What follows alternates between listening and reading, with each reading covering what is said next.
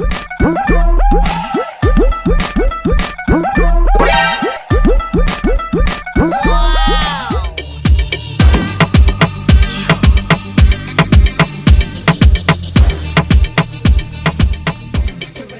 বেড়া, তোর মোবাইল না গ্রিন লাইন পড়ছে?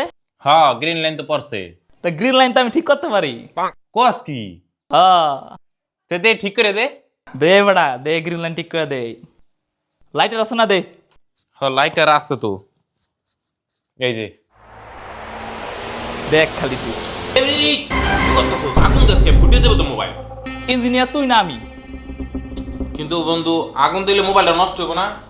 আমি কইছিলাম ঠিক করে দিম, দেখ তুই।